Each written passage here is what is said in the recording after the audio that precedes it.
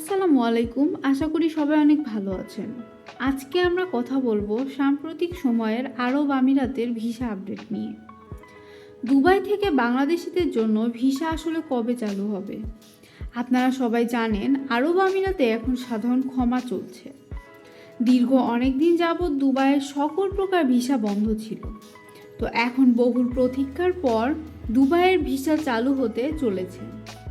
তো বন্ধুরা, আজকের এই ভিডিওতে আমরা দুবাই ভিসার সমস্ত খুঁটিনাটি আপনাদের সামনে তুলে ধরব।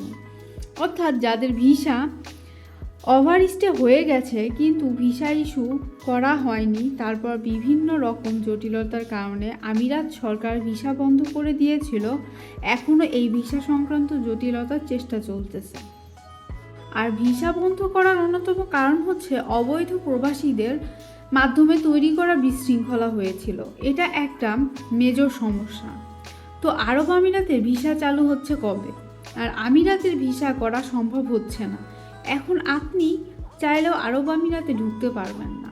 তো নতুন ভিসা হওয়ার আগে সবচেয়ে গুরুত্বপূর্ণ হচ্ছে এই সমস্যাগুলো সমাধান করা। এটা কোনো স্থায়ী সমস্যা না, খুব তাড়াতাড়ি সমাধান হয়ে যাবে। Moral of the story, visa জটিলতা এখনও ক্লিয়ার হয়নি।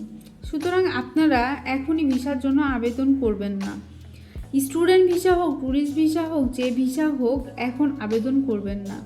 কারণ পরিস্থিতি একটু স্বাভাবিক হোক, তারপরে আপনারা আবেদন করা শুরু করবেন। আর এখন যেহেতু ভিসাগুলো একটু শিথিল হয়ে যাচ্ছে, সুতরাং আরব আমিরাতের ভিসা চালু হবে। আর যতদিন পর্যন্ত কোনো পজিটিভ নিউজ আসতেছে না, ততদিন পর্যন্ত ভিসা আবেদন বন্ধ রাখা উচিত।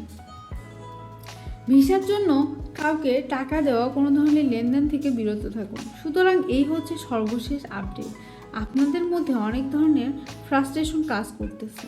কবে যে আরব আমিরাতের ভিসা চালু হবে, ভিসার জটিলতা কবে শেষ হবে, কিন্তু এই জটিলতা পার্মানেন্ট না, এটা খুব তাড়াতাড়ি স্বাভাবিক হবে।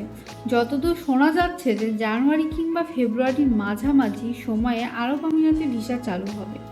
সুতরাং স্টুডেন্ট বলেন অথবা ট্যুরিস্ট ভিসা বলেন, যে কোনো ভিসা করা থেকে এখন বিরত থাকুন। কারণ এখনও সব কিছু স্বাভাবিক হয়নি। আর এখন পাসপোর্ট ইস্যু হয়েছে সাধারণ ক্ষমার মাধ্যমে, কিন্তু এর মধ্যে ম্যাক্সিমাম ভিসায় ব্যান হয়ে যাচ্ছে। কিন্তু ভিজিট ভিসা এখনও চলতেছে। যে রুলসটা হয়েছিল সে অনুপাতেই ভিজিট ভিসা হচ্ছে। আর একটা জিনিস হচ্ছে, যদি ভিসা চালু হয়ে যায় কিন্তু ট্রান্সফার চালু হচ্ছে না। আর ট্রান্সফার যদি চালু হয়ে যায়, তাহলে বাংলাদেশ থেকে যদি কেউ ভিজিটে আসতে চায়, তাহলে দুবাইয়ে সে কিন্তু ভিসা লাগাতে পারবে না। আর আপনাদেরকে এখন ভিজিট ভিসাও দিবে না, কারণ বাংলাদেশ থেকে 100 জন মানুষ দুবাইয়ে যায়, তাহলে তার মধ্যে শুধু 2 জন ভিজিটর আর বাকি সবাই থেকে যাওয়ার জন্য সেখানে যায়। সো সেই ক্ষেত্রে ভিসা অবশ্যই দিবে না। সুতরাং এখনও পরিপূর্ণ কোনো আপডেট না আসা পর্যন্ত আপনাদের অপেক্ষা করাই ভালো হবে। তো আজকের ভিডিওটি এ পর্যন্তই। দেখা হচ্ছে পরবর্তীতে নতুন কোনো ভিডিওতে। ভিজিট ভিসা সংক্রান্ত আপডেট পেতে আমাদের সঙ্গেই থাকুন। আমাদের ভিডিওটি যদি ভালো লেগে থাকে তাহলে অবশ্যই লাইক, কমেন্ট, শেয়ার করে ছড়িয়ে দিবেন। এবং আপনি যদি আমাদের চ্যানেলটিতে নতুন হয়ে থাকেন তাহলে অবশ্যই চ্যানেলটি সাবস্ক্রাইব করবেন এবং পাশে থাকা বেল আইকনটি বাজিয়ে দিবেন। সে পর্যন্ত সবাই ভালো থাকবেন। আল্লাহ হাফেজ।